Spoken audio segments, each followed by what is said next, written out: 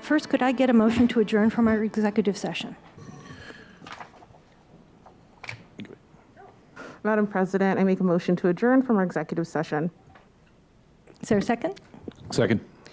All those in favor, please say aye. Aye. Aye. Thank you. Our executive session is adjourned. Mrs. Nye, could you please do our roll call? Here. Here. Here. Here. Now it's your turn, Joel. Here. Thank you. All right. Would everyone please stand and join me in the Pledge of Allegiance, and please remain standing for a moment of silence. I pledge allegiance to the flag of the United States of America and to the republic for which it stands, one nation, under God, indivisible, with liberty and justice for all.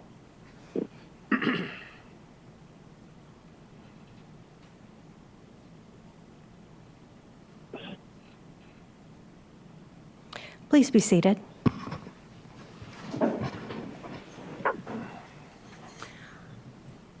I want to welcome you to the June 9th, 2021 regular meeting of the Governing Board of the Chandler Unified School District.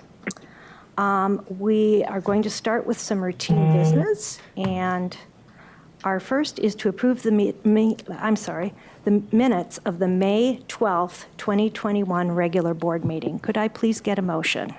Madam President, I make a motion to approve the minutes of the May 12th, 2021 regular board meeting as presented. Second. All those in favor of approving the minutes of the May 12th, 2021 board meeting, please say aye. Aye. Aye. Thank you. Our next item is to approve and ratify the payroll and accounts payable vouchers. Could I please get a motion? Madam President, I make a motion to approve and ratify payroll and accounts payable vouchers. Second. All those in favor of approving and ratifying payroll and accounts payable vouchers, please say aye. Aye. Aye. Thank you. Dr. Castile, do we have any correspondence? None this evening. Thank you. Our next section is our citizen comments, which I think a lot of you are here to talk this evening. What I would like to first remind you of, that members of the board may not discuss or take legal action on items that are not specifically identified on the agenda. Therefore, pursuant to ARS 38431.01H, action taken as a result of public comment will be limited to directing staff to study the matter, responding to any criticism, or scheduling the matter for further consideration and decision at a later date. I also want to remind people that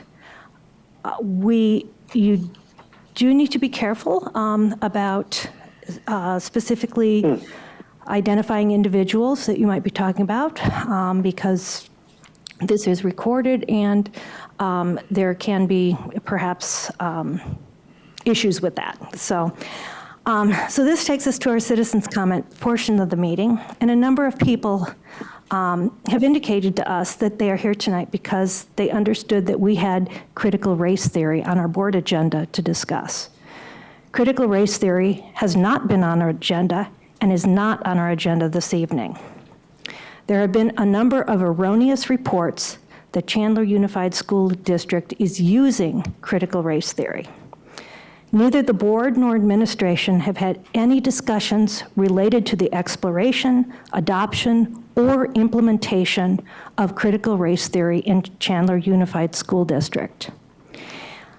We urge you that if you have concerns about classroom instruction, we encourage you to let our schools or the district office know so that we can look into the matter.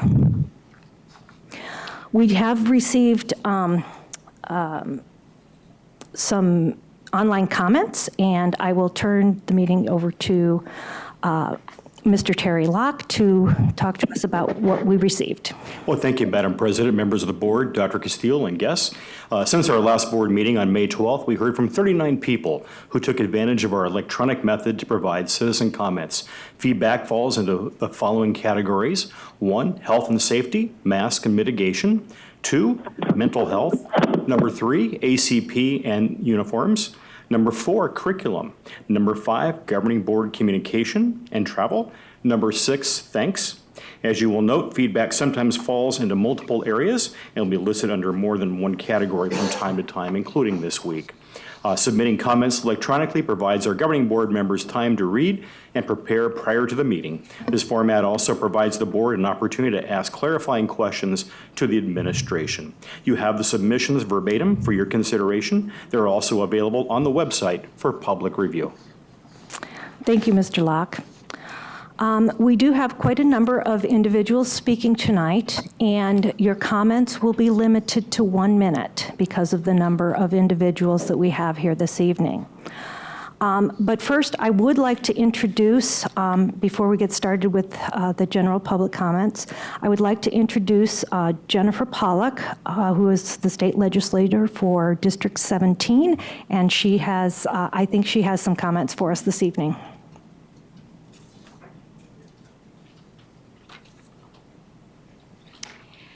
Good evening. I'm State Representative Jennifer Pollak, and I wanted to briefly share that I've been invited to participate in Superintendent Hoffman's Equitable and Effective Task Force. I am one of 80 diverse stakeholders. We are tasked with developing a plan for distributing the American Rescue Plan ESSER 3 funds. The state of Arizona will be receiving $2.6 billion. 90% of that will be granted to the local education agencies. Federal guidelines require that 20% of the grants must be used to address interrupted or unfinished learning. It also may be used for summer enrichment or after-school programming. All interventions and programs must be evidence-based. They must address vulnerable and underserved populations, and distribution must be guided by the stakeholders. I encourage governing board members to reach out for more information if you would like it. Thank you very much. Thank you, Representative Pollak. We appreciate your comments. Our first speaker tonight is Curt Roars. Dr. Nance will be timing, I believe, and you will see it either up on the monitors, and she will also give you a 30-second warning. Thank you. We will not be intimidated. We will not be bullied. We will not be ignored. We will speak truth. This is a good community with good people who want to live with each other in peace and harmony. So let me make this clear to everybody here. No child, no student, no parent, no teacher, no staff member should ever be judged by what they look like, what their family history is, or how they live at home. This is wrong. It's always been wrong and should never be brought into any consideration of district policy. 30 seconds. The job of this district is to educate kids. We demand that you focus entirely on teaching our children to read, to write coherently, to learn math and science, and about the true history of this country and this world. That is the job. That is what we are paying you to do. Thank you. Danielle Pollitt. Hi, good evening. According to the CDC Youth Risk Behavior Surveillance System, 29% of Arizona's high school students do not feel safe and secure while at school in 2019, an increase from 2015's data. Students learn better when they feel safe and secure at school. Please listen to CUSD families when they share their trauma. Thank you. Thank you. Next, James Harris.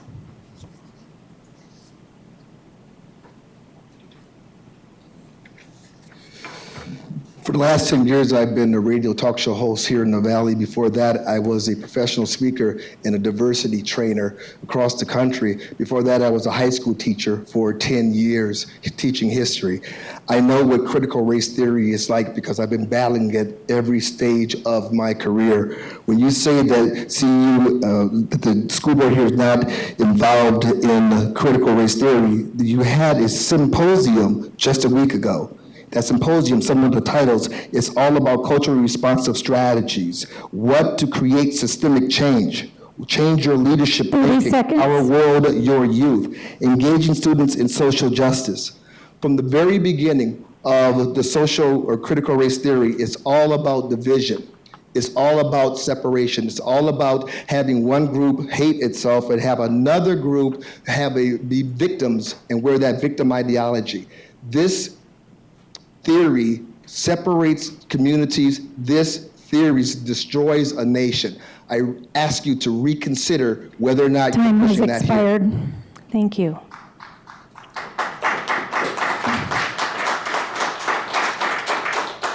Although I appreciate your support for the speakers, we usually don't allow clapping for our citizens' comments. So if you would please refrain from clapping or cheering or anything like that after a speaker speaks, I would very much appreciate it. Jennifer Singleton.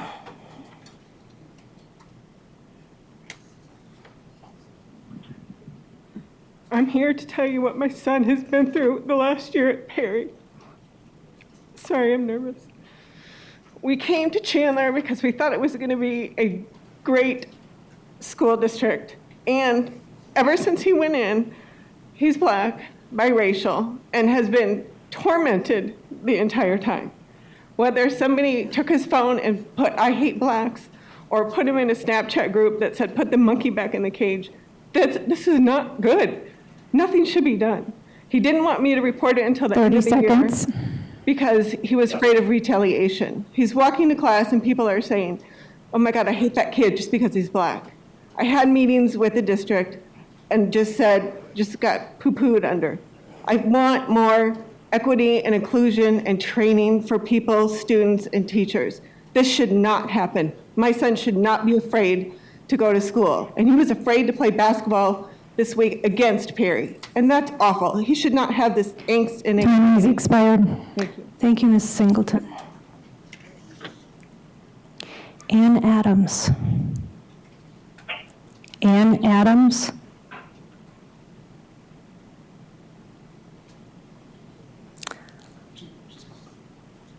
Okay.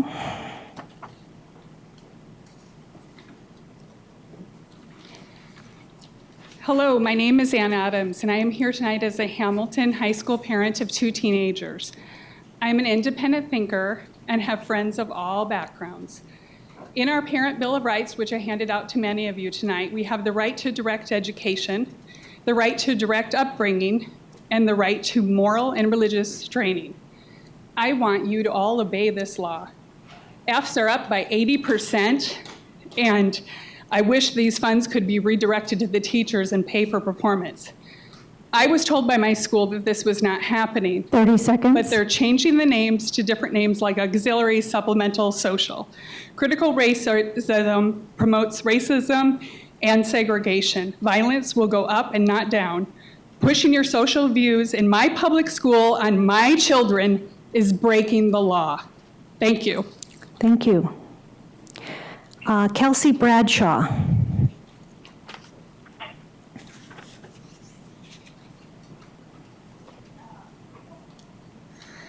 Hello, I'm a parent of 4 children in CUSD, and first I'd like to thank our military servicemen and women for allowing us this freedom, every one of us, to be able to be here and express our thoughts. I have great news. While we debate on which theories we should implement into our school system for the betterment of children, there's one tactic that isn't a theory. It's proven, and that is teaching kindness. Kindness is a language that the deaf can hear and the blind can see. Kindness is not political, inflammatory, divisive. It doesn't put adult concepts into pure and innocent minds. Encouraging kindness won't even require teacher training or expensive new teaching material. 30 seconds. CUSD board, it's simple. Do not teach controversial adult-made theories to our children. Teach academics and teach kindness. If politicized theories are taught in CUSD, my family and many others will be forced to leave. And we like it here, so teach a theory that has brought peace since the beginning of time. Teach kindness. Thank you. Lindley Hanson.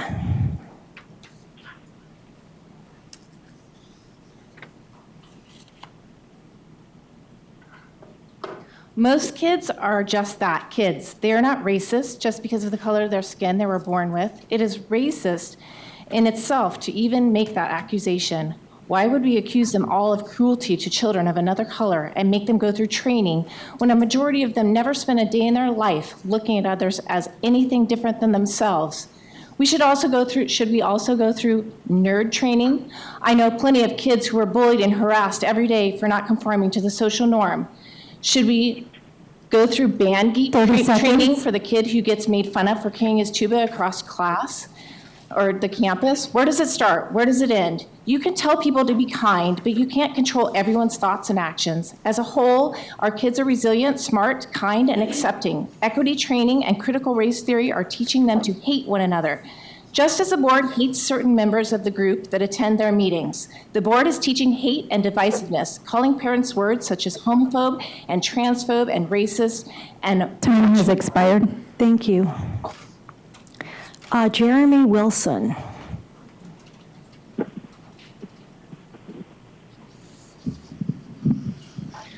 Hi, everybody. How's it going? My name is Jeremy, and just because you guys changed the name to equity does not mean it's not the same thing as the critical race theory. Critical race theory or equity training does not need to be in any education system in any part of the country. All right? It is a very divisive theory that teaches people to look at someone's color of their skin instead of the contents of their character. The level of melanin in one's skin does not preclude any individual from success. And in fact, you're teaching one race to think that the system is rigged against them and that they can't succeed, instead of that this is America, and America is about hard work and just being a good person. And if you are just that, you will succeed, no matter your skin color. All right? None of this needs to be in here. We need to focus on school. You teach my kids how to read, write, do math, and the history. I will focus on their morals and character. That is for me, not you guys. Thank you. Trisha Wilkins. Trisha Wilkins.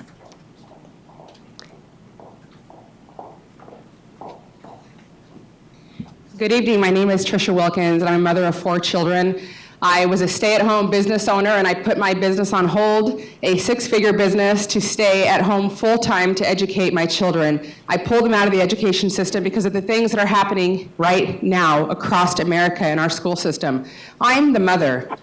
In the old days, we sent our kids to school to learn math, English, reading, real history, and that's it. You trusted us to be parents, to raise good kids and hold them accountable for their actions. 30 seconds. We don't need you to educate our children on sex, gender, or anything else from a social standpoint. That is our responsibility. And we are trusting that you will do your job and educate our kids so they have a bright future. If you continue down this path, you will lose more and more children every day. And you know what? My kids are in the top 2% in this state for their education. They are very, very smart. And my son said to me today, I'm smarter now that I'm at home, Mom. Time has expired. Thank you. This is my son, Hiram. And Hiram Wilkins is next. Hiram? Okay. My name is Hiram Wilkins, and you just saw my mom talk.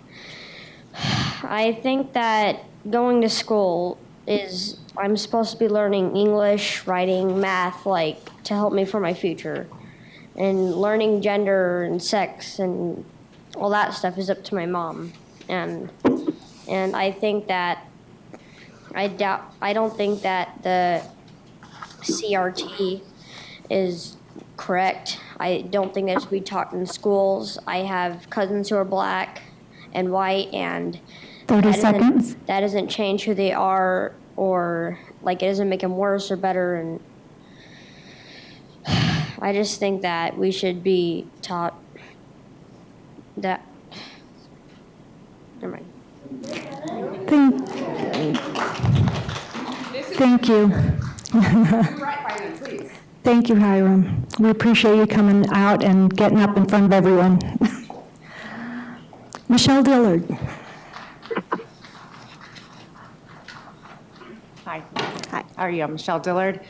I wanted you to know that what you people are doing in violating open meeting law in this school district is ridiculous.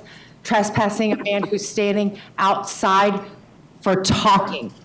for only speaking. A district employee said, you have to leave.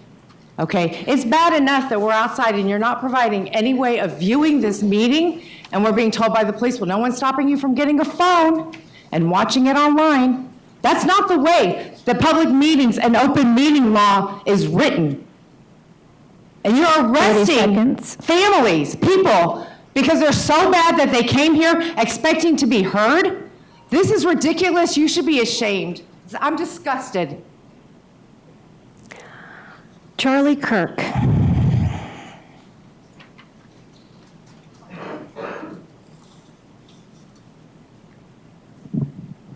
Good evening. I'm an Arizona taxpayer and employer of over 100 people in this state. I'm disgusted that you are lying to the citizens of this state and the people that pay your salaries. You say critical race theory is not in the school district, and then moments later, you have someone come up and use that word, equity. Just last week, the CUSD Summer Equity Symposium was held, and it was, quote, to create systemic change, change your leadership thinking. How about addressing implicit bias for student excellence? If you know anything, just a little bit about where these ideas and these phrases come from, you know that this school district is stomping on the legacy of Martin Luther King Jr. This is a racist, vile, and evil ideology that has infected this once great school district. I implore every single member of the school board to actually learn what you are supporting. Equity means redistribution. If you care about skin color, you are a racist. That is a bigoted and awful idea. It is against who we are as Americans. I implore this school district to reconsider. Thank you. Nicole Hammett. I think I have that right.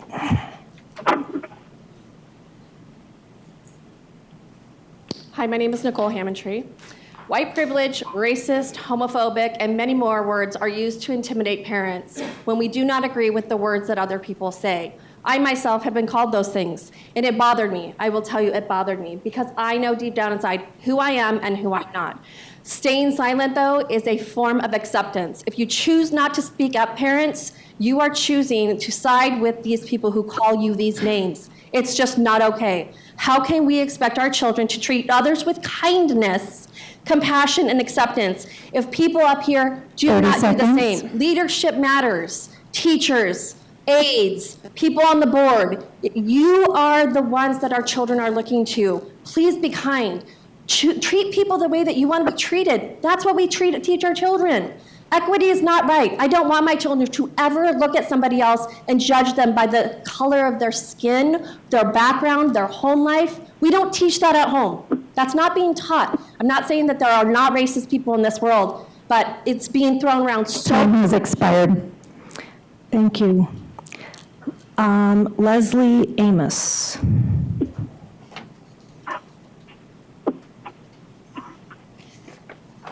My name is Leslie Ames. I'm sorry. No, it's okay. I just cannot believe what I'm hearing and what I'm reading. The tweets, the Facebook pages, that is all hate. And if you don't want hate, then stop speaking hate. When I was in school, we were taught color was nothing more than what comes in a box. And that's the way we should look at it. Critical race theory, I don't care what name you put on it, it is still teaching hate. And my children will not be taught hate. And if these teachers want to teach that, or if you make them teach that, better look at Gilbert because you're going to end up with a student shortage. Thank you. Sonia Musgrave. Okay. Juliana Payne. Juliana Payne, okay.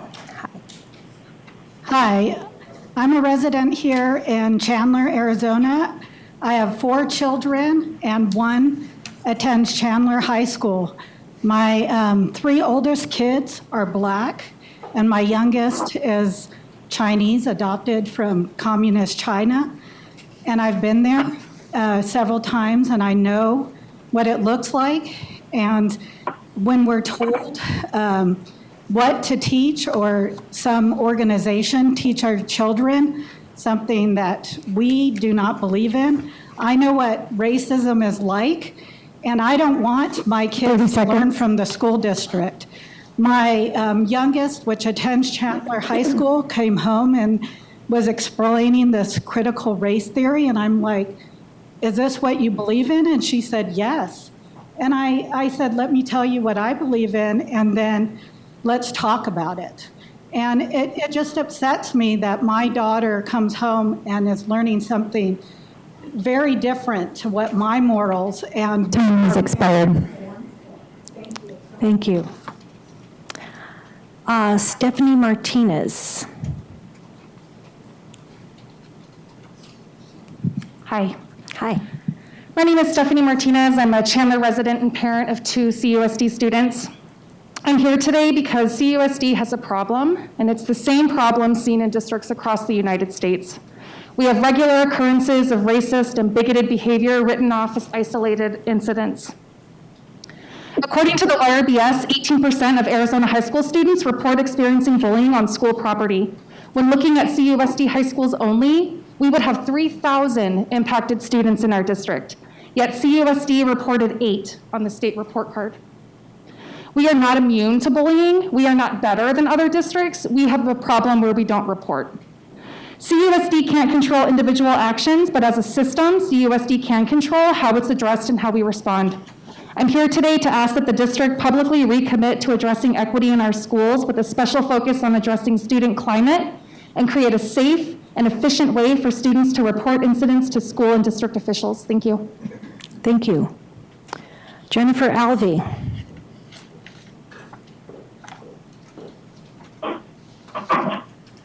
I also brought something for a handout for the board if anyone wants to see it, or administrators, if anyone needs a copy.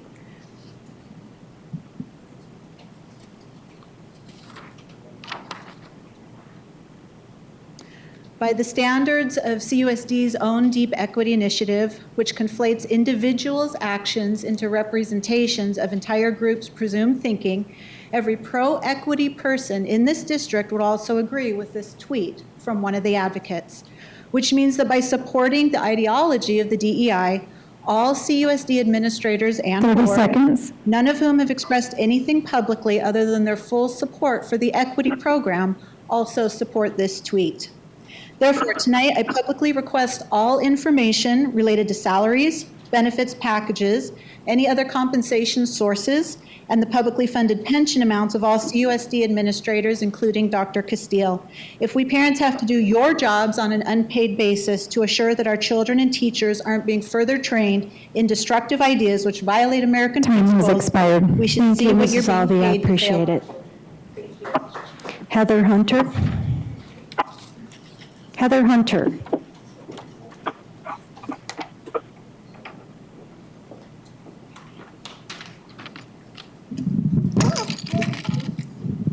Unexpected. Okay. This isn't going to stay. I don't know how to make it stay. Mike, could we get some help? Thank you. We're going to get somebody's help here to help. Told me I could touch it.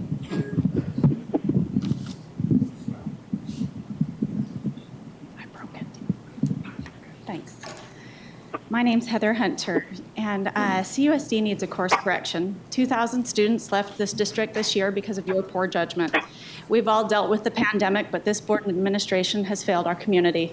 The children most disadvantaged by your equity policies are the very ones that you have to support. In last June's board meeting, Ms. Love suggested that Black students, which Mr. Evans corrected to include students of color, be exempted from grading or exams as a redefinition of excellence. Not one of you spoke against it.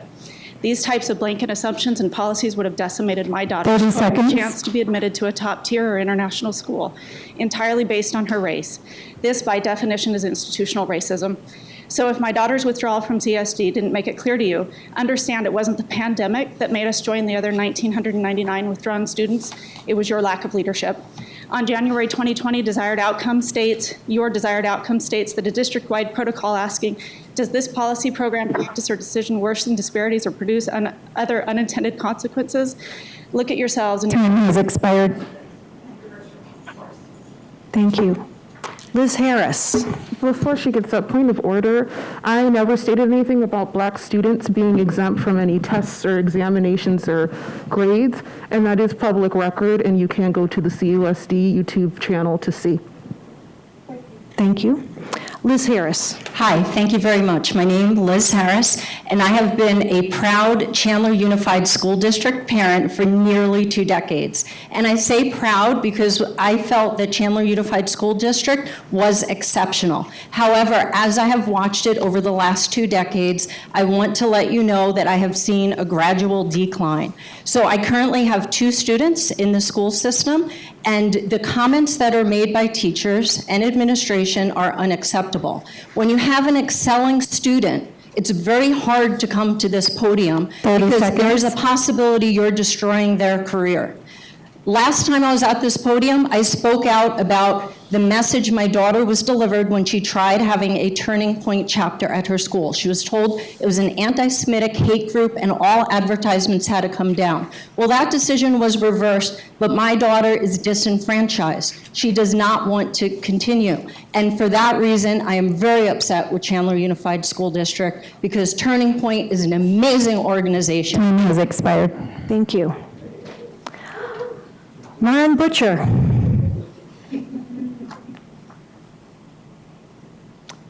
Hi, my name is Marin Butcher, a mother of 4 children. A few years ago, my daughter came home from school excited that she and a classmate who was of a different religious faith shared their belief in God with one another and their testimony of the power of religious fasting. I was so thrilled to hear about this positive experience. I later shared this experience with a coworker in Europe, and he said, "That's not possible." I said, "What do you mean it's not possible? What's not possible? That you can have classrooms with children of multiple faiths, races, and multiple beliefs?" He said, "Yeah, that's not possible." I said, "No, this is possible. This is Chandler." My children have also experienced hurtful issues and situations, and I agree that things need to get better. But I'm concerned about the divisions that are forming.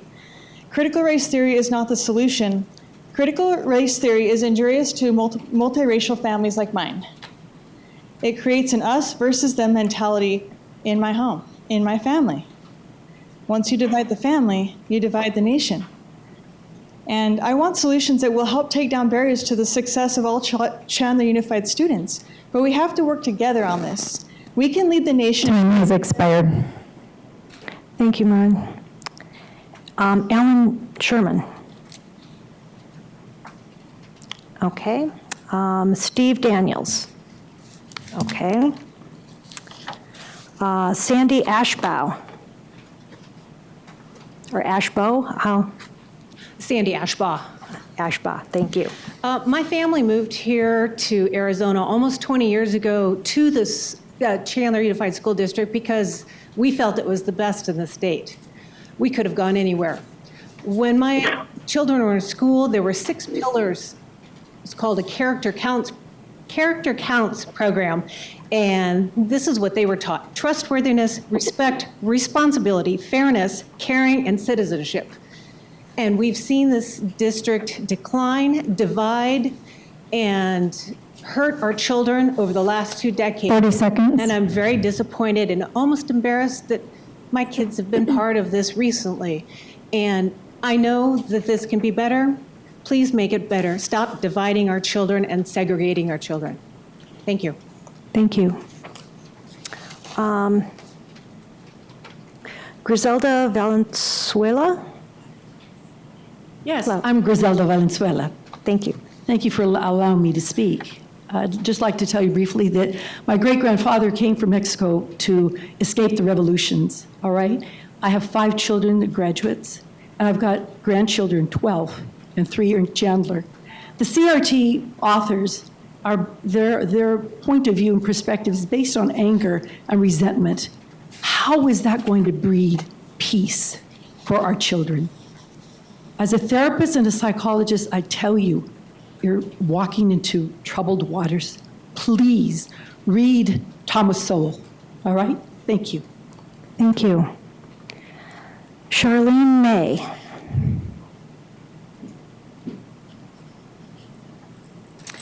Hi, this is my first meeting. Shame on me, I'm just a mom who's had her eyes closed, and I've been awoken. I cannot believe that this is Chandler School District. I pay my taxes for over 20 years, and what you are willing to teach our children, you are teaching them to be divided. Why? Kids don't see color, race.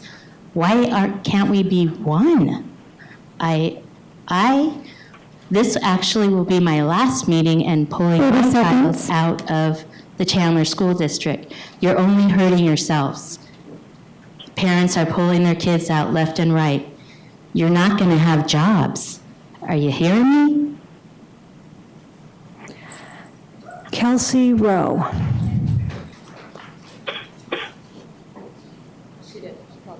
Kelsey Rowe, yes. I call it Kelsey Rowe. Am I good? You're good. Okay. My name is Kelsey Rowe, and I am a former employee of CUSD. While I may no longer be an employee, I would like to make it clear that I am still a member of the community, and I have valid reasons for speaking today. Prior to resigning and work as a teacher at Perry High School, I loved Perry, and I made relationships that I will cherish forever. My decision to change employment to a charter school is the direct result of CUSD's lack of transparency, their insistence on manipulating policy, the corrupt implementation of CRT, which they are doing under the guise of equity, and the narrative which has been consistently spun that when it comes to a child's well-being, it is teachers versus parents. In the short time I have, I would like to encourage parents to open their eyes. Open their eyes and speak for your children. Ask them about their homework. Ask them about the essay assignments that they're given from English teachers like myself. Ask them about the topics and the sources they are given, which are all very biased, which is why I had to leave. Thank you. Jeremy Fuller.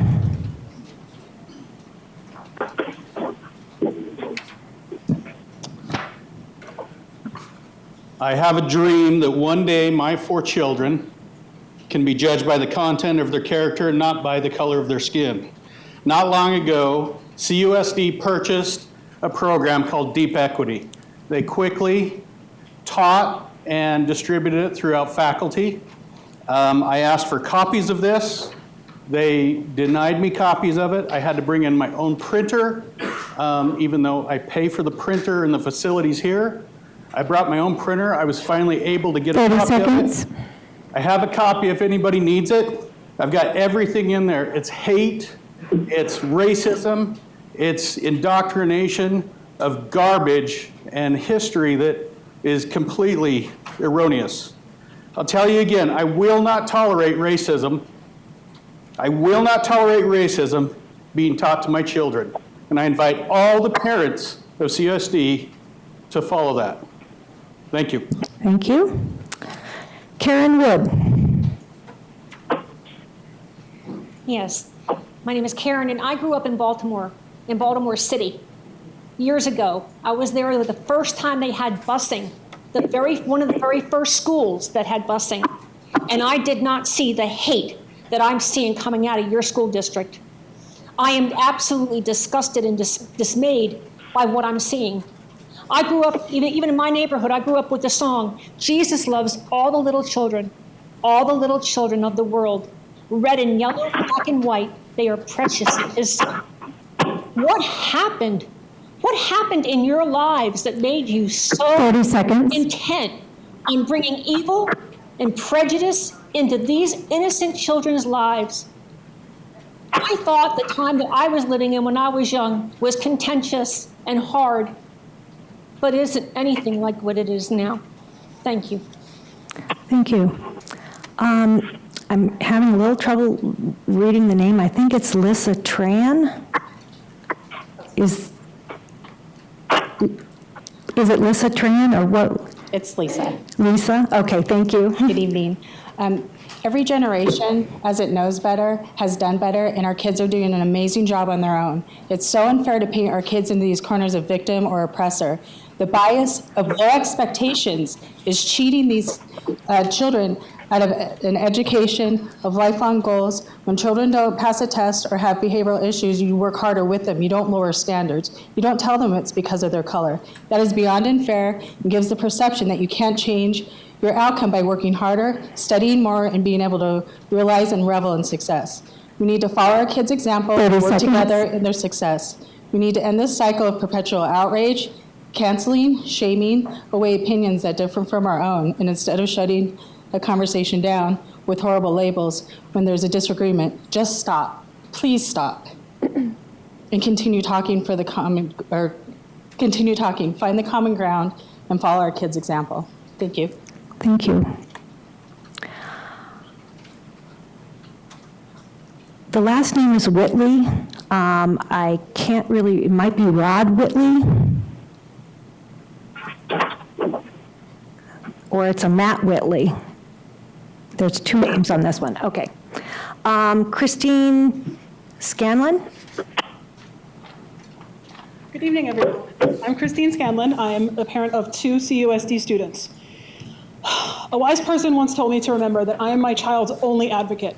I am the person who's going to stand up and stand behind them always. Well, this is the time now. I am no longer going to sit and be silent and stay away. This is my first board meeting, probably many more to come. While you talk about how critical race theory is not being discussed or implemented in the schools, you can call it critical race theory, deep equity, social emotional learning. It's all the same. They're just synonyms. 30 seconds. Okay. Do we want all our children to succeed? Absolutely. Do we want them to achieve this by taking one to give to another? Absolutely not. Everyone has the right to an education. It's what they do with it that counts. In the real world, there are no participation trophies. You are, sorry, I'm nervous. You do not receive a raise or promotion just because. You must earn it. Finally, parents are watching and listening. There'll be no more voting. Time has expired. Thank you. Ahmed Susi, I know I'm butchering the last name.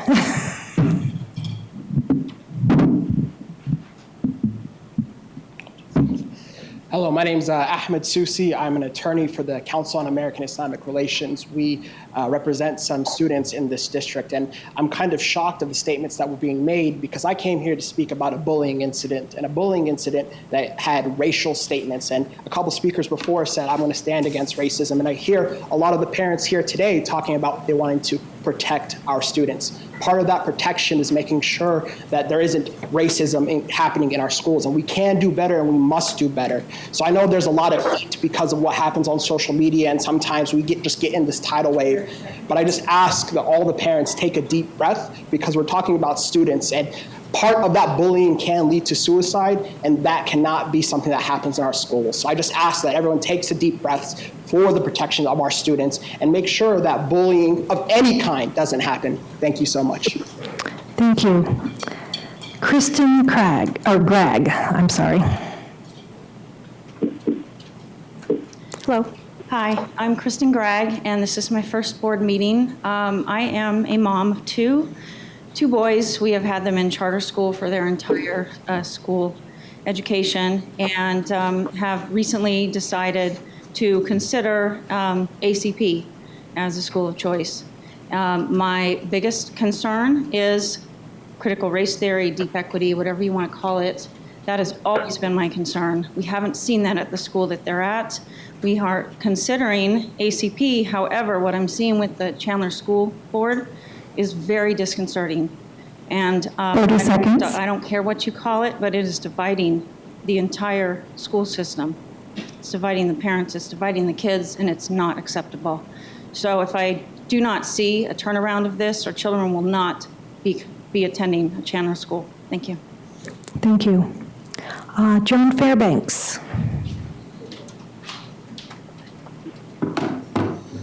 Hi.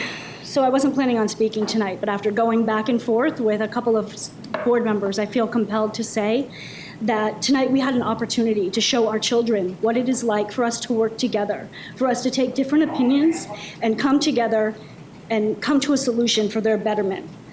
Unfortunately, we have a board that doesn't care about our students. They have their own agenda. They have what they want to push. Let me say, for all parents, we are disheartened, we are destroyed when we have racism on our campus, on any of our campuses. 30 we all seconds. want to work together to stop that. It is ridiculous. But I'm also equally outraged that we have board members that that say racist comments, calling parents bigots and homophobes, and refuse to work with us. That is not okay. There's a difference between equality and equity. Equality means each individual or group of people is given the same resources or opportunities. Equity recognizes that each person has different circumstances and allocates the exact resources and opportunities for each equal outcome. That is not okay. Thank you. Stephanie Murphy.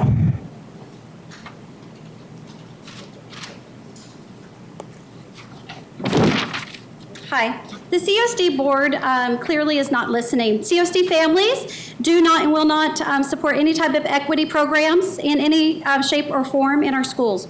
We do not want our taxes funding any kind of equity training or teaching. This board is doing its best to try to fool the CUSD community.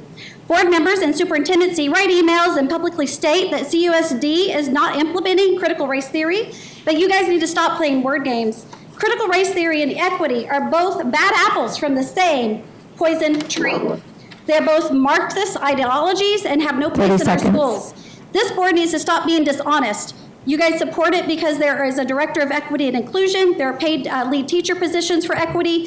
Teachers attend equity training. Board members request to go on more equity training until the community finds out about it, and then the request disappears.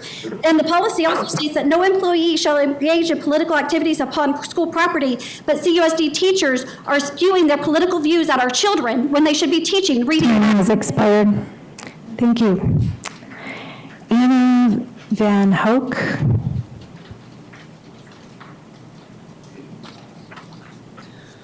Board members, bringing your personal politics and divisive philosophies into these schools needs to stop immediately. Stop using children as pawns. You have woken the sleeping giants, and parents are done. You can no longer create division and pin children against each other based on your political views and based on the color of the skin of these children. Parents, it is time to get involved and get loud. You are the voice of your children, and your voice needs to be heard. If they do not listen, you need to pull your kids out of these government schools and let them bankrupt. Taking your children back to these schools is like a victim continuously going back to their abuser. Don't allow the abuse to continue. And let me remind you of ARS 1-602. It is a parent's right to choose what education, medical reasons, medical rights. It is a parent's right to make those decisions, not the school boards. Whether it's masks or whatever thing you've got going on as far as critical race theory. Time has expired. Thank you. Emily Shear from Chandler. Hello, I have 4 children. 2 have graduated from CUSD and 2 more that now attend a charter school instead. First, I have always been a proponent of public school district schools, that would be my first choice. About 10 years ago, we chose CUSD when moving to Arizona based on the recommendations of others, and up until the last 4 to 5 years, I have even recommended CUSD. I no longer do, and I recommend public charter schools for their focus is still on character of the individual and excellence in education. CUSD also says these things, but they fail to execute them, instead favoring deep equity programs and social-emotional implementation. If you care about retaining students and keeping ones you have, then you should care to listen to all these parents. Don't tell us you aren't using critical race, and therefore all these parents can be ignored. Just don't tell us you don't use deep equity, but you paid for it, trained teachers, and currently pay stipends to equity leaders. I'm telling you, as someone who has had enough and no longer sends my tax dollars to CUSD, opting instead for charters, you should be aware that parents are not happy with the increasing indoctrination going on. If you listen to parents and right this ship, then all these people here today could be your supporters, myself included. But in a few years, I'm astounded at the decline of education and focus here at CUSD, instead opting for media narratives and whatever social norms are trending that week. Time has expired. Thank you. Adrian Udarbe? What is the name? Yeah, Adrian Udarbe. Thank you. Members of the board, my name is Adrian Udarbe. My son is a student at Perry High School, and I'm here tonight in support of equity. I deeply appreciate that this has been a challenging year in which we've all been through the pandemic, and we're also trying to get through and be responsive to the social and racial injustices that we're seeing. I also appreciate that you have equity embedded in the current board goals, And what I'd like to see in terms of a culture shift is I ask for the following: increased transparency and opportunities for participation in responding to incidents of racism, an understanding of what that process for ongoing reflection can look like within the 30 district and seconds. all of us together, and a commitment to restorative justice. As a parent, I want you to see me as a support for meaningful change, working with you in this process, and I'm happy to answer any questions that you might have. Thank you. Thank you.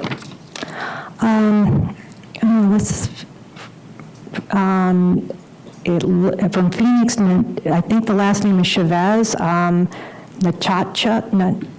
looks It's like Natasha. Natasha, okay. It looked like a CH and I wasn't. It is a CH. It throws people off. Just gonna make this quick because I know we only You have 1 minute. Yep, exactly, 1 minute. So I am from Phoenix. I know I'm not part of this community. I am of the greater community here in the Valley. And I just want to thank all of you guys for doing what you guys are doing. I know some parents are frustrated, but some parents are also grateful for the work that you guys are doing. And folks are noticing what you guys are doing. The equity work also is tremendously needed, and history, real history, is important to teach. And so thank you for making sure that that is being done at your schools. So just want to say kudos and thank you. Thank you. And I believe our last, also from Phoenix, Patty Porter. Hi, thank you for having me, and thank you for holding an in-live session. You're very brave. Please take this as your official notice of violating our Arizona Constitution. You guys, so you need to know that Parents' Bill of Rights, the liberty of parents to direct the upbringing, education, health care, and mental health of their children is a fundamental right. This state, any political subdivision of this state, or any other governmental entity shall not infringe upon these rights. If the school district does not comply within 7 days by sending out a district email, giving our children, parents, and teachers the right to choose if they want to come to the testing, vaccination, masking at school, on the school grounds, or on the bus, parents reserve the right to hire an arbitrator at the expense of the district if they do not receive adequate recommendation and corrective action. The Arizona legislature will be looking into these affairs and correct any unlawful behavior or any limitations because we the people, and we demand that our constitutional rights be. Time has expired. We appreciate it. Who should I leave these with? Thank you so much. Thank you, everyone, for coming this evening. That was our last speaker for our citizen comments. We do appreciate hearing what you all have to say. We will now move on to our consent agenda. Dr. Castile.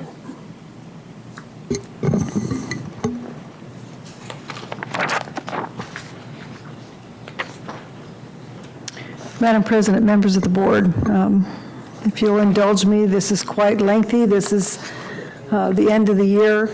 We're trying to prepare for next year, so there are a number of items, and I'll try to get through them and still be clear enough so you know what each one is.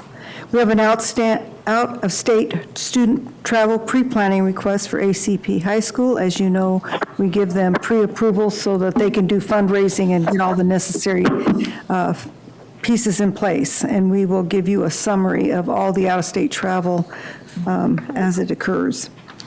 We are requesting approval of monetary gifts donated to some of our schools in the amount of $115,554.77.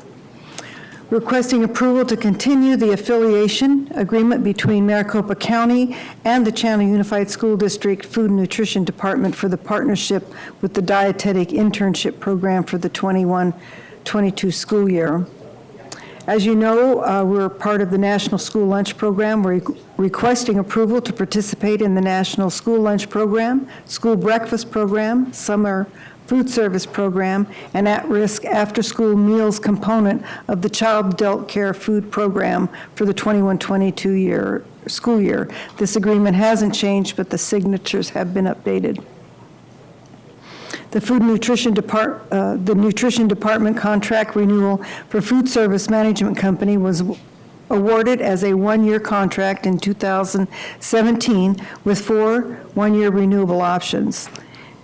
Based on past performance, pricing, service, the district is recommending renewal of the following contract for the school year 21-22 in the amount of $7,711,761 to Aramark. Request approval of the contract renewal.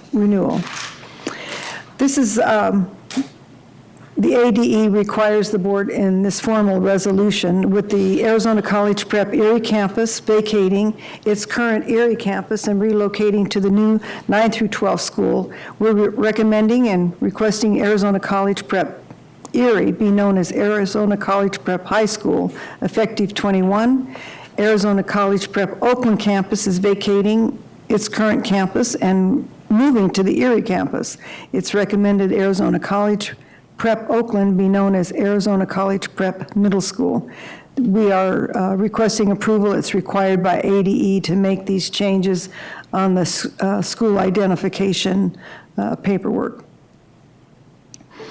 The school year 21-22, we have an intergovernmental agreement between the town of Queen Creek and the Chandler Unified School District. Legal counsel has reviewed and approved this agreement. It's about the SROs. The projected cost for the SRO is $168,426, which includes salary and benefits, as well as operational cost. We have agreed with the town of Gilbert to each pay 50% of the cost. And you can see that because the Maricopa County is part of it for 6 months, then the town of Gilbert is expected and will be responsible for providing the law enforcement services in the town later on. In mid-January, that change will occur. We also are requesting continuation of appointing Mr. Fred Coates and Mr. Terry Williams as the district disciplinary hearing officers for the 2021-22 school year. We have anthropology textbooks. Physical anthropology and cultural anthropology are 2 semester-long electives that will be offered to students in the 21-22 school year. The cost of the 2 textbooks is $9,254.56, including estimated tax, shipping, and processing. There are no digital components. This will be funded by the site budgets. In accordance with ARS 15-721, the textbooks were placed on display for the 60-day review period at the for comment from citizens and community members at the Melinda Romero Instructional Resource Center. They've been, there were no comments submitted. We have a delegation of authority in conjunction with the governing board and pursuant to Arizona Administrative Code. The governing board may delegate to a designee.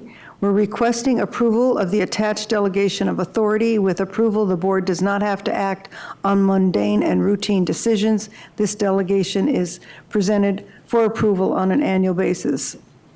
We have procurement of technology items. We're requesting approval of the annual authorization of technology items in the amount of $6 million. As you know, we try to stock our warehouse, and this is and have this authorization because it facilitates getting those items without having to batch them and bid them individually. And we also give you a quarterly expenditure report, and this facilitates getting the needed technology to our sites on a much faster basis. We have a maintenance and service contracts for various software and hardware used by the district departments in 21-22. The amount of all our annual maintenance and service contracts is estimated at $5,925,400. Requesting a permission to purchase 2 grand pianos and accessories from Arizona Piano in the amount of $111,259.08, and this is for Arizona College Prep High School. The bid was sent out to 32 vendors, and we had 2 responses. During the 1920 through 21 school years, integrated units were developed for the newly adopted Arizona State Standards for Science and Social Science. Our teachers developed integrated units, provide a quality, rigorous instruction experience in science and social science for grades K-6. Components of the resources and the vendors listed below assist in facilitating these units. We've just listed all these various units. They're not high dollar, but many times we need to get supplies and materials. There's no cost. We just wanted to approve these vendors that our teachers could utilize to acquire the materials. We have a bid for warehouse stocking general supplies. As you know, we have a pretty large warehouse that our schools call upon so they can get the supplies and materials they need on a quick basis. And this is for general supplies, and you see them listed in the amount of $719,304.03. So these would be supplies in art, sports, office, equipment, and so forth. There's the next one for the warehouse stocking for support services.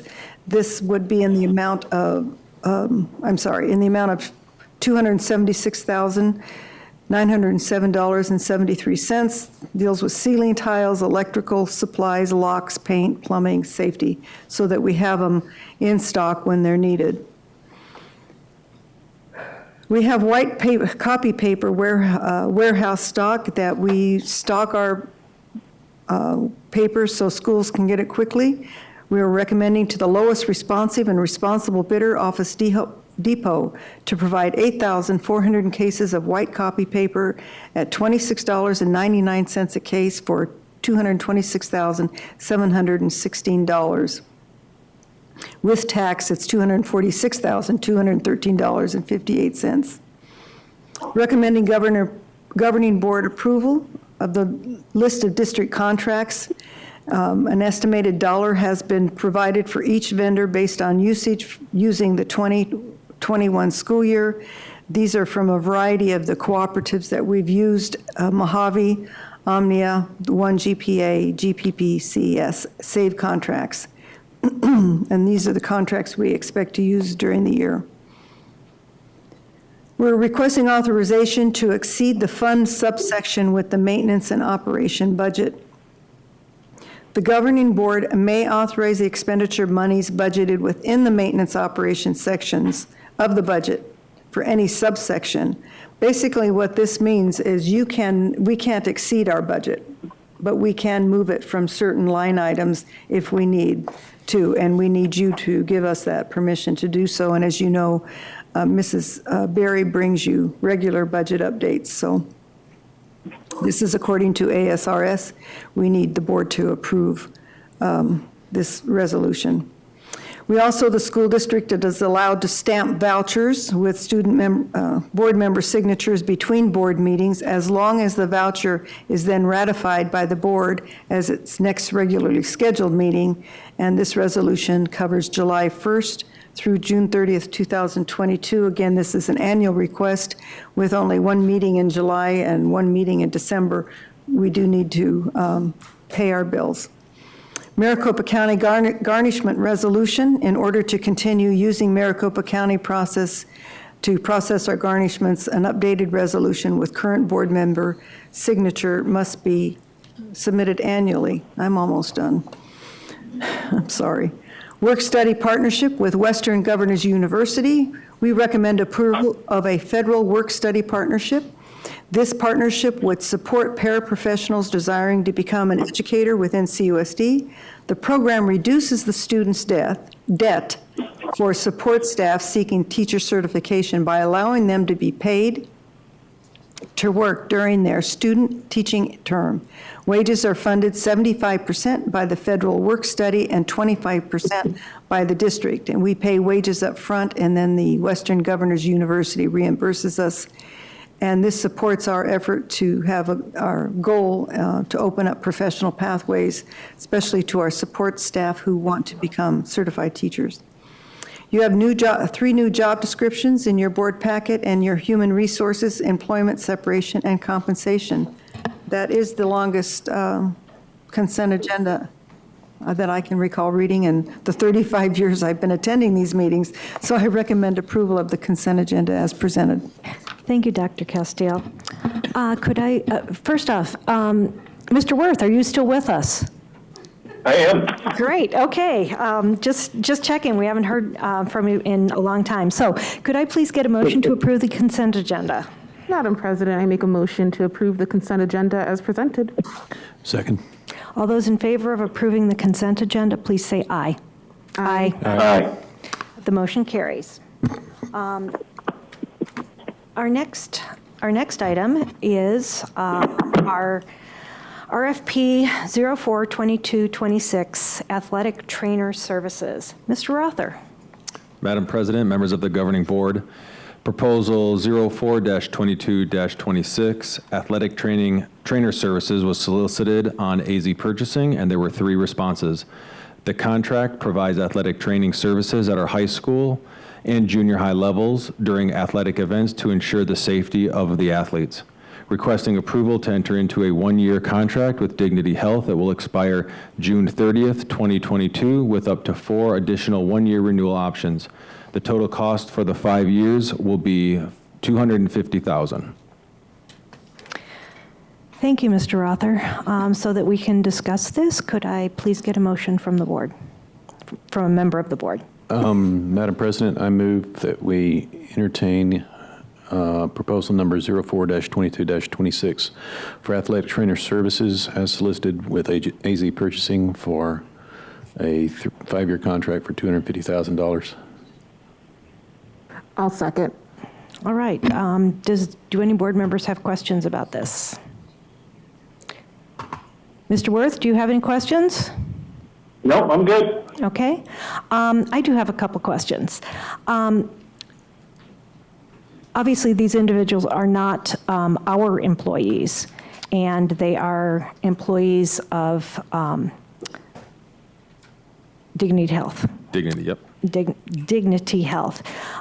So do they provide liability insurance for their trainers?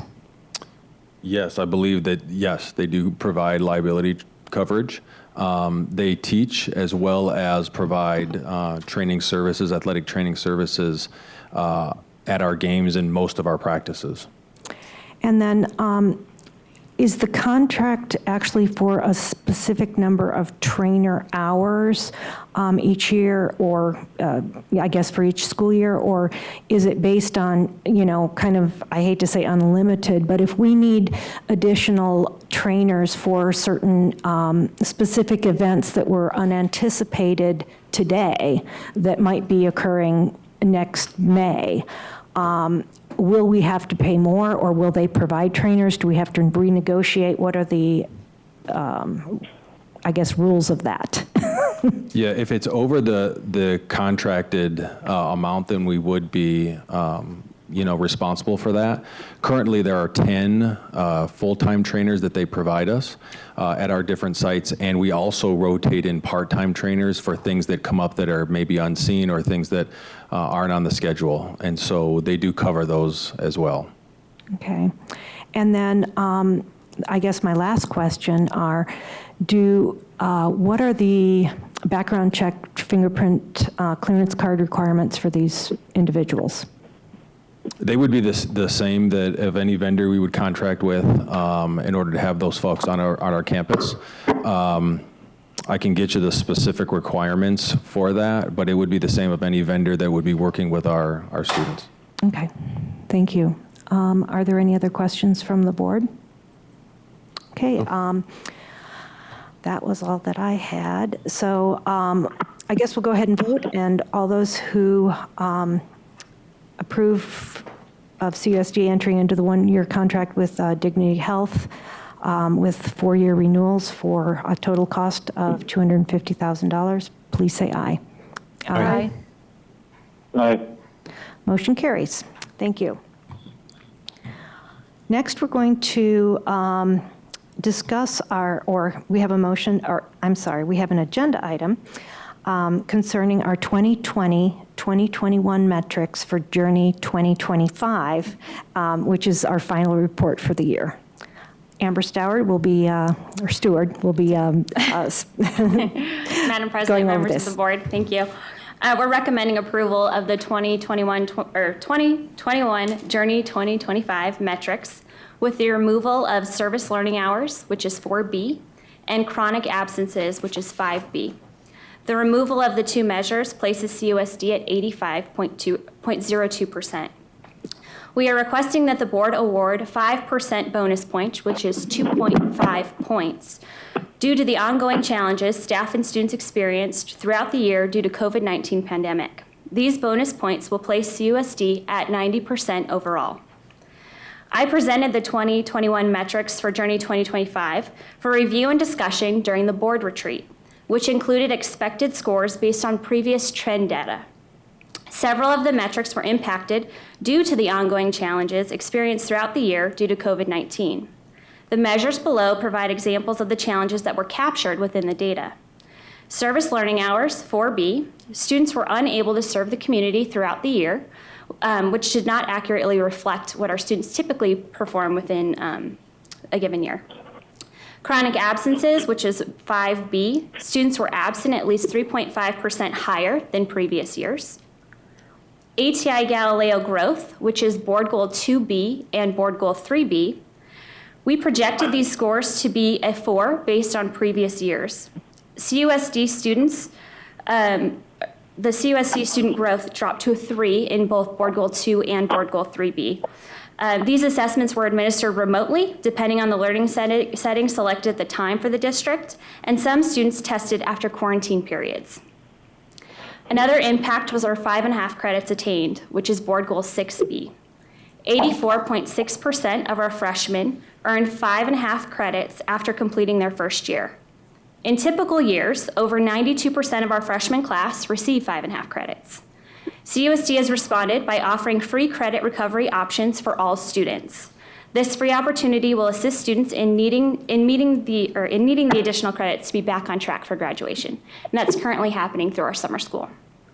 We request approval of the 2021 Journey 2025 metrics with the removal of service learning hours 4B and chronic absences 5B, along with awarding the 5% bonus points, which is really 2.5 points, due to the ongoing challenges staff and students experienced throughout the year due to COVID-19.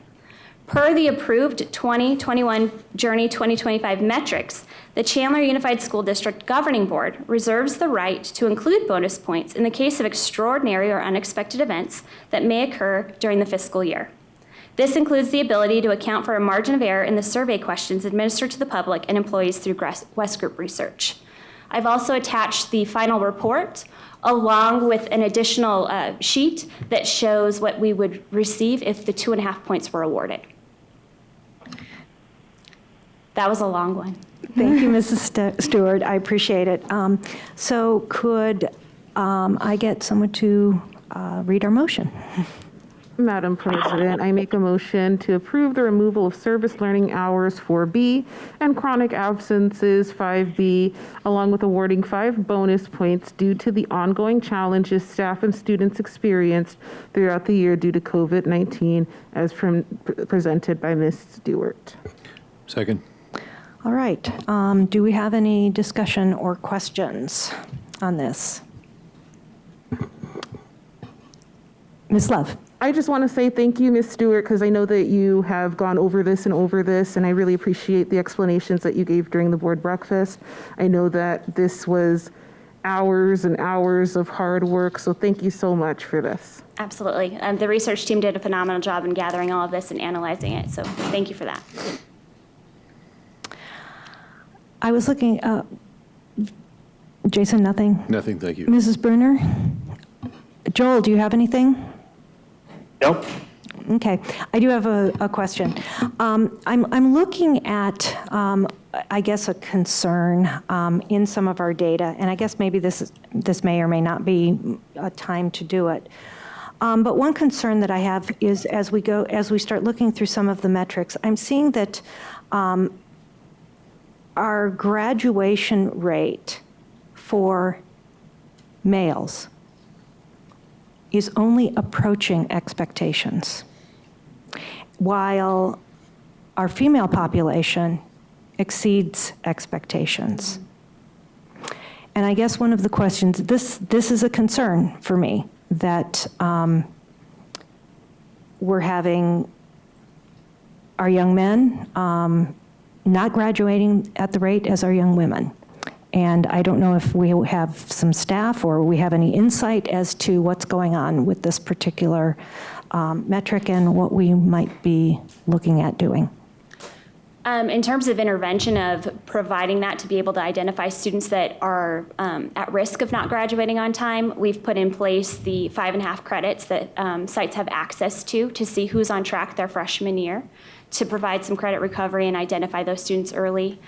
We also have the student success indicators that provides information of students at risk based on their coursework, and that's routinely delivered to site administration and counselors, so they have the ability to intervene early during the 4-year time to help monitor that and get that to be a successful rate. I don't know if Dr. Gilbert has anything else to share, but those are 2 things we know that are already in place in terms of data. And I know sometimes they take, since those have only been implemented over the last year or 2, it probably hasn't had a significant impact yet because it does take a few years to work through the system.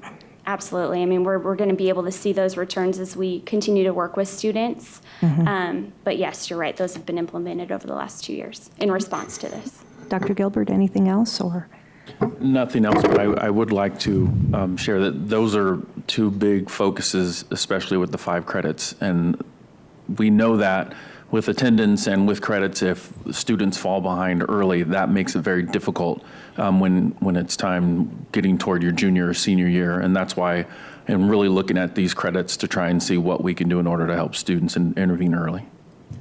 Okay. Madam President, Amber, if I'm not mistaken, the program you put in place, you and your team with Tableau, we've just rolled it out this year for the most part.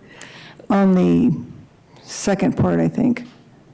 That's correct. We rolled it out last year right before COVID, yes. and we went through all those closures. So we reset and we retrained, and then we onboarded counselors. So all secondary counselors have access. So I think I guess my point is the monitoring process that has been put in place, I think it will be very, very helpful in identifying these youngsters early enough so we can intervene.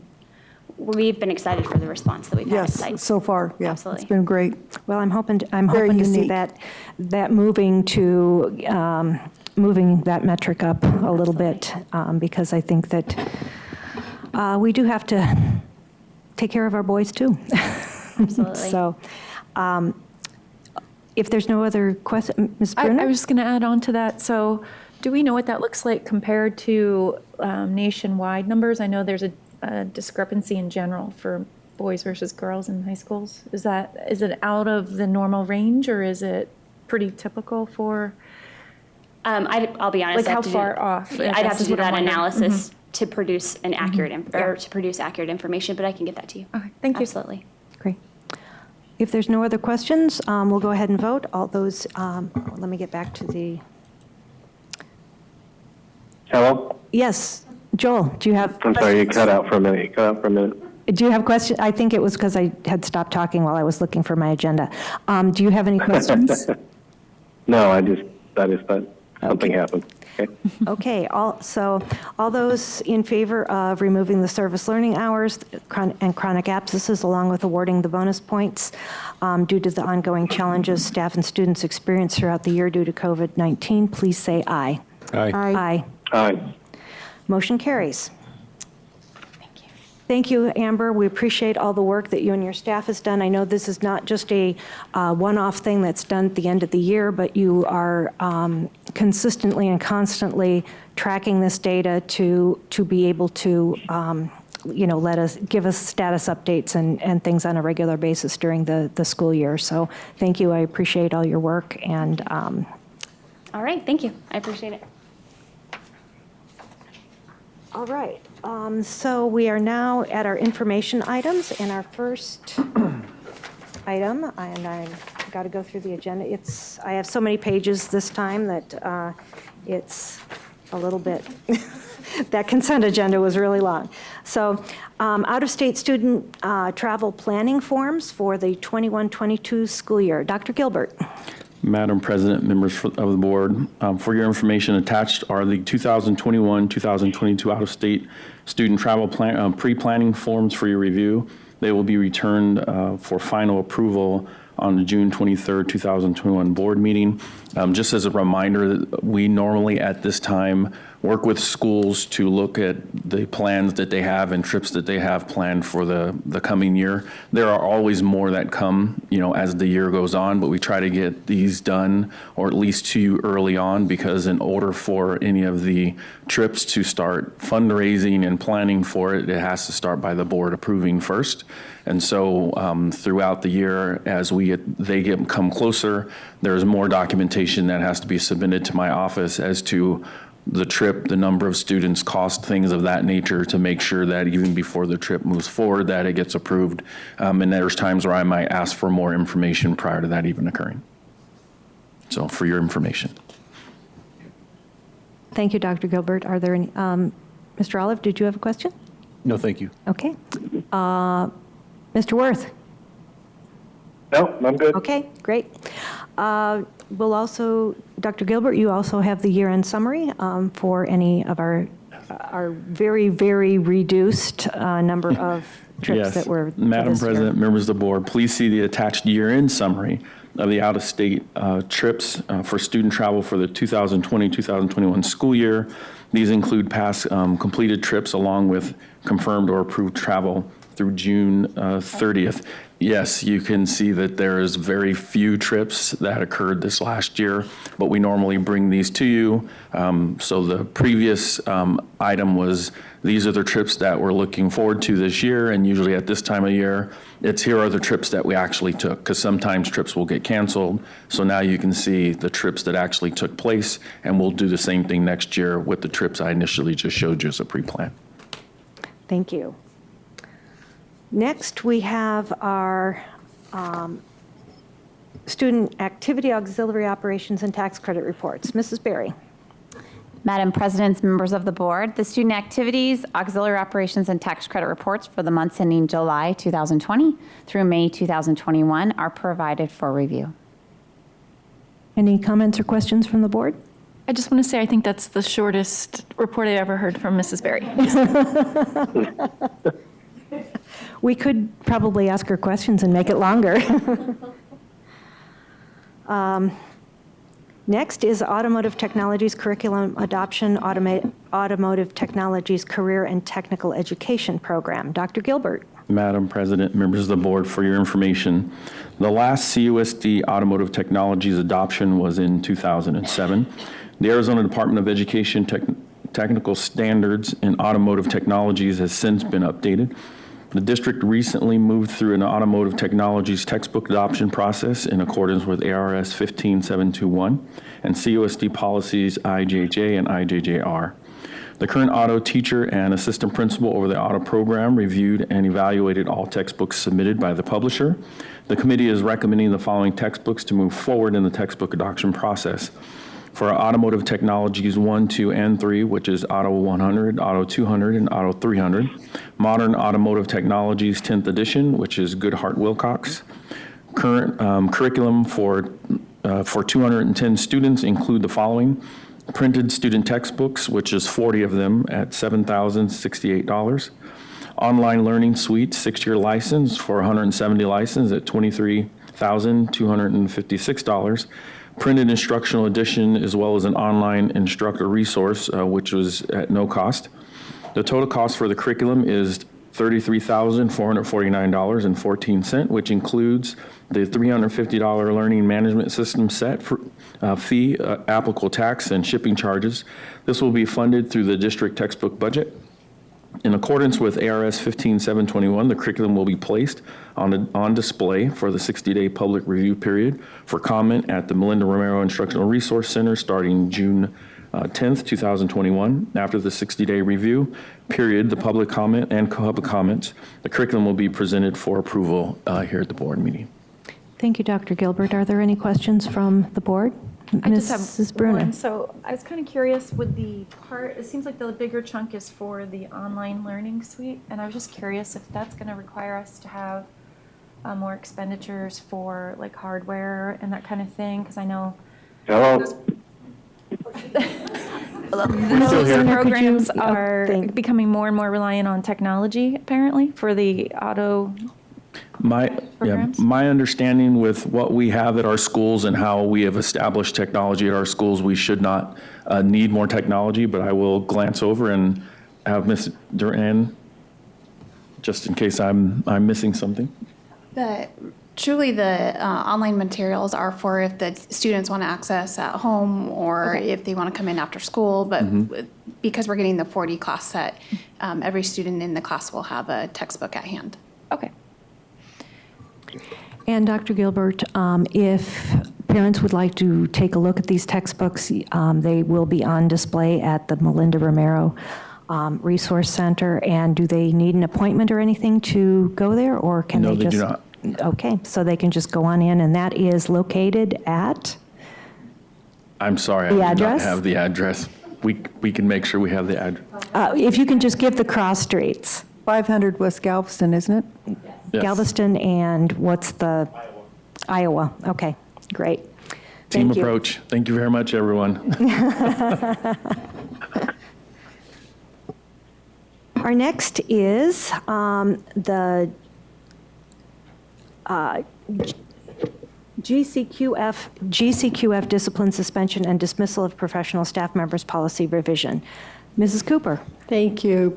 Madam President, members of the board, I'm pleased to recommend a revision to Governing Board Policy GCQF, which outlines the process for discipline for professional staff members, which would include certified administrators. The district administrations are recommending a revision to this policy to ensure consistent implementation and to enhance understanding by all parties. The Human Resources Administrative Team worked closely with Katie Nash, Chandler Education Association President, Arizona Education Association consultants Quinn Chesser and Faith Rizzolo, and our district attorney Denise Lowell-Britt in the review and revision of this policy. For reference, a copy of the current and proposed policy is linked for you. I know there's been so many changes, it's probably a little bit hard to follow it. There's been some changes were just to prove the understanding, clarify the process. Some of the sections were rearranged to make it flow a little bit better, but the more significant changes include a section outlining the initial fact-finding phase, which includes, among other things, how an employee is involved in that fact-finding investigation, reduction and/or clarification of timelines to ensure prompt resolution, a clarification of the difference between discipline and dismissal, and a written statement about an employee's right to representation all throughout the process. Fortunately, staff discipline happens infrequently.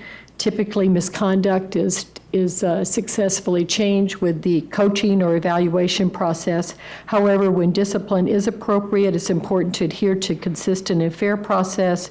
Revised policy GCQF is recommended for information and will be recommended for adoption at the next regularly scheduled board meeting on June the 23rd. Pertinent language from the exhibit, which is part of policy GCQF, has been included in the revised policy, and GCQF-E, which is an exhibit, will no longer be needed. Thank you, Mrs. Cooper. Are there any questions from the board concerning this policy? Mrs. Bruner. I was curious if any input was received from administration that often has to follow through with these policies. And my other question is, has any of this been looked at for the other two employee groups of classified or administrative employees?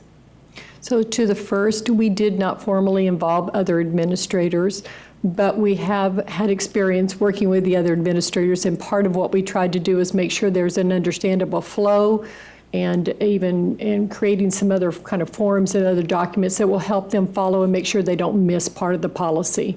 So more based on our experience.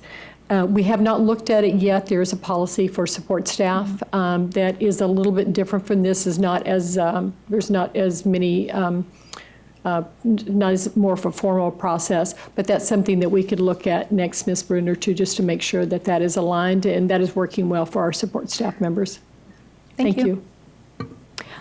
Mrs. Cooper, I have a question also concerning, as I was looking through this, and I guess part of the flow of, obviously, HR is going to be involved with pretty much any occurrence here. And my understanding is that the board would only be getting involved in an appeal for somebody that the superintendent directly supervises. Is that correct? No, only if, let me just reference that just a minute. Because if it has to do with compensation or if it is about the superintendent. Well, I'm talking about in an appeal. Oh, an appeal process? For an appeal. That would be the only time that the board would be involved, only if it was for somebody who was directly supervised by the superintendent. The appeal process just goes to one level. One level higher, so Higher. since we're higher than the superintendent, Yes. it would only be Yes. for various administrative levels that are directly supervised by the superintendent. Yes, I'm sorry, Ms. Malmsteen, Okay. yes, that's correct. Okay. Is that a change from previous? No, that's Okay. not a change. But then again, but then if there is any type of termination that is involved in any of these issues, the board does have to approve it at a public meeting, correct? Yes. One of the things that we clarified that dismissal is a completely different process governed by statute. So this process is only applies to a discipline, letter of reprimand, suspension with or without pay. And so the dismissal process would follow the statutory and would come to you for approval. Great. Dismissal or suspension more than 10 days. Great. Thank you so much. Are there any other questions? Mr. Worth? No, I'm good. Okay, great. Thank you, Mrs. Thank Cooper. you. We appreciate it. I know there was a lot of work and collaboration going on for the changes in this policy. And I want to should have thank mentioned it was great collaboration, so it was a pleasure to work with all the parties and with the CEA, and so I think we made some improvements here, and so I appreciate their work. Thank you. Next is our board agenda roadmap. We're getting very, very close to the end of the year. We only have one more meeting for this school year, this fiscal year, and that will be on June 23rd. And Mrs. Berry looks like she's going to be presenting the proposed budget for the 2021-22 school year. And then our next meeting will be in the middle of July. We only have one meeting in July. So are there any other, I believe Mrs. Nye will be starting to work on the 21-22 school year roadmap. So, and she will be setting the dates so that we can all get those on our calendars. Dr. Castile, do you have any comments this evening? A couple, Madam President, members of the board. We currently have over 6,000 students being served in one fashion or another. Most of them are in enrichment classes or through summer programs, so our staff is really producing right now, and so many people are really helping us help our kids get caught up and fill in some of those gaps. Mr. Narducci and the team are really working on how we're going to address some of the learning loss and what programs we're going to be bringing to the board to, I keep saying we, it's just habit. They are going to be bringing to the board for approval. So I'm trying, but I have to actually leave the meeting because I keep inserting my opinion. Our support services team is very, very busy right now. And as you can imagine, they're moving all the Oakland campus to the Erie campus to the ACP campus. And in addition to, there's carpeting going on, reseeding, taking care of all the landscaping, lots of painting and updating and upgrading. Those men and women on the support side are just unsung heroes, and we so appreciate their hard work. It's around the corner, July 21st, we start school. And it's just really hard to believe. I know that the administration, especially the district team, is not going to get many days of vacation. They're all trying and they're working hard. So I'm encouraging them to take some time off and get some rest. It's going to be a challenge, though, in terms of getting ready with this timeline. And finally, I know you all know Sandy Cooper. She's been coming to these meetings for a long, long time. How many? 30? Well, it feels like 30. No, I'm just kidding. So this is her last day, and it's going to miss her. I want to thank her for hanging in for 1 year with me to get through the pandemic, and that was by design with transitioning HR, human resources over to Wendy, and she's been a tremendous asset, and I know the board appreciates her as she helped you process through the superintendent's selection process. So I just want to thank her and acknowledge how valuable she's been to the whole district for so many years. She's a success story. I don't know if you know, she started out as a clerk, a secretary. She worked her way up, got her master's degree, became a director, assistant superintendent, and she's one of those success stories. So it's been a pleasure.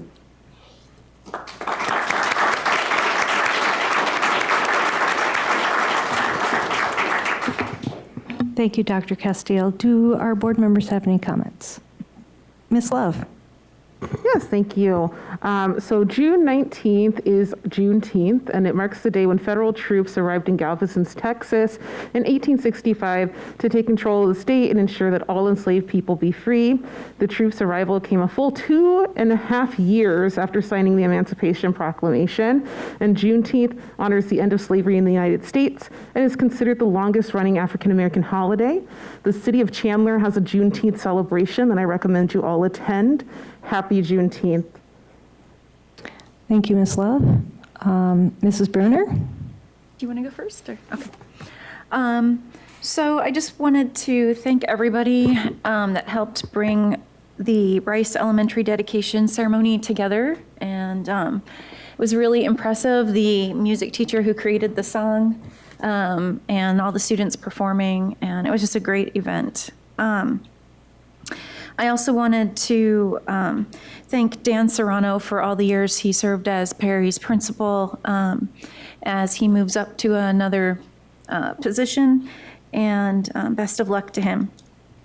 I also wanted to thank all the folks at Anderson Junior High, ACP Oakland, Bologna, and CTA Liberty. One of the nice things that works out with my schedule with teaching in a different district is that I sometimes can go and visit schools on that 1 week that we have, that Chandler's still in school and I'm done. So it was wonderful to go to those campuses for several hours and get to talk to the folks there and, you know, just hear all the amazing things that they are doing. I think I've got about 30 more schools to go. Yeah, 15 or 20 down. So anyway, thank you to all the folks doing, you know, all the hard work, especially during this school year. And also thank you to everyone who pulled graduations together. That is no easy feat. And especially, you know, with all the modifications that have had to happen. And just thank you to all the staff who worked so hard to make those come together. Thank you, Mrs. Bruner. Mr. Olive. I'd like to say thanks to all you guys that may have came here for another reason, but stayed around just to see what the normal business is like. It's what it's supposed to be like anyway, hopefully. The folks earlier, they came in and there was a lot of folks upset about stuff that we were supposedly doing. We're not really doing everything that they're accusing us of. The school district isn't doing all the stuff that those people are accusing them of. And I had a couple of email exchanges with folks today, and I was like, you know, we're not doing this stuff. And they're like, oh yeah, you are. So the best thing to do, and I'm assuming since you guys stayed, your parents, talk to your teachers and look at your kids' homework. And if there's something you don't like, let somebody know, because, you know, you're another set of eyes, and we could use your help. Thank you, Mr. Olive. Mr. Worth. Yes, I'm incredibly saddened by what's going on. This district has had great boards and great superintendents over a 30-year period, incredibly supportive parents, helped with elections and so forth. But all of a sudden, in my opinion, we've probably got two people that are creating a huge divide within this district.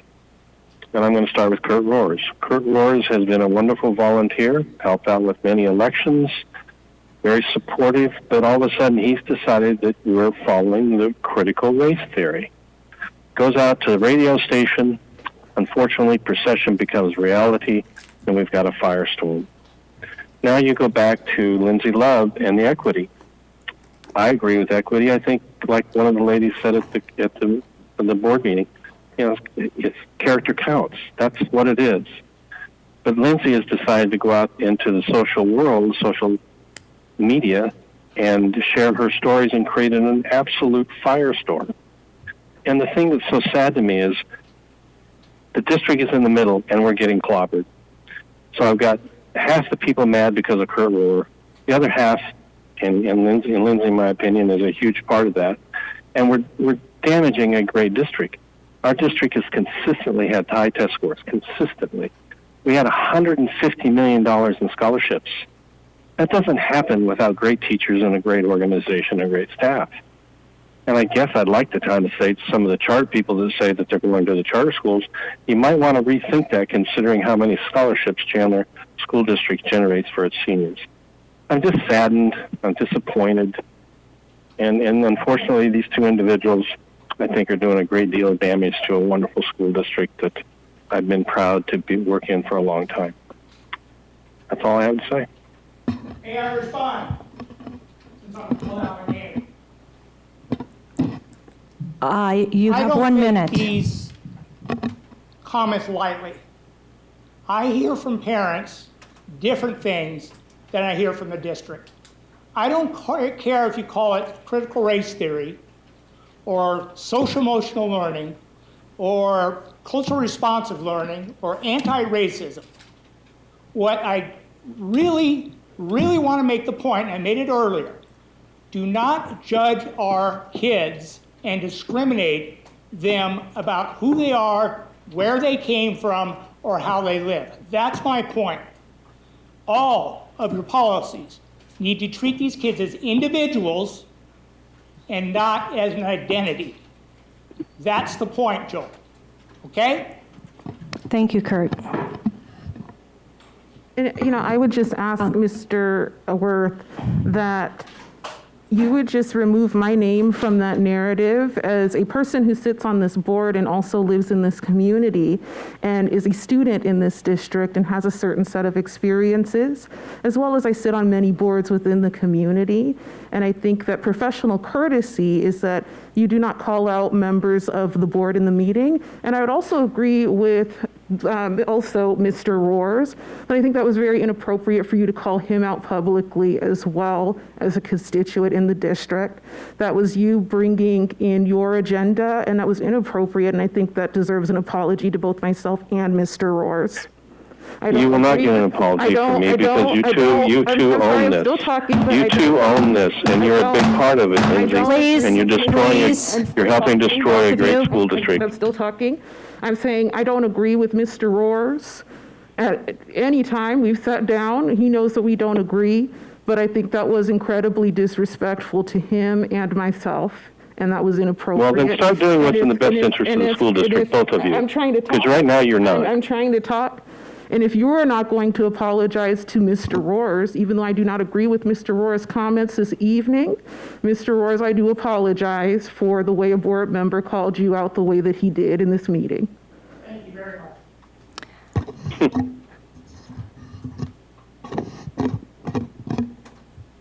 Well, that has, all my comments are going to be is that is,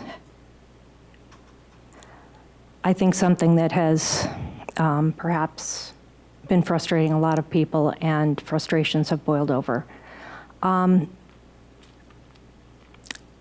wanted to make a comment about equity. A lot of you have more than one child at home. Tons of you do. And you know, I received emails from people that they don't believe in equity, but they believe in equality. And I thought to myself, you have more than one child. Do you feed your toddler the same amount of food as you feed your teenage son? No, you feed them what they need. If you fed them the same, that would be equality. As you feed them what they need, that is equity. The same thing with the size of their shoes or their clothing. You don't buy a toddler 2 set of clothes for your teenage daughter. You buy them the size that they need, and that is equity. We all have to think about this, that the concept of equity is what people need, and you need to give it to them. Sure, you can spend the same amount of money on the clothing or whatever, or for each child at Christmas time or whatever holiday you celebrate. That's a little bit equality, but you're gonna get them a different present. You're not gonna get each child the exact same thing. And that is equity, because you're getting them something different. So I want everyone to think about equity in that sense. We are trying to bring equity to the students here so that they can get what they need to be successful in life, in career, and everywhere, and in college. That is what our children need, a quality education, and that is what our district wants to provide to every single child in this district. Thank you for coming this evening, and have a wonderful evening. Meeting is adjourned. Good night. Bye-bye.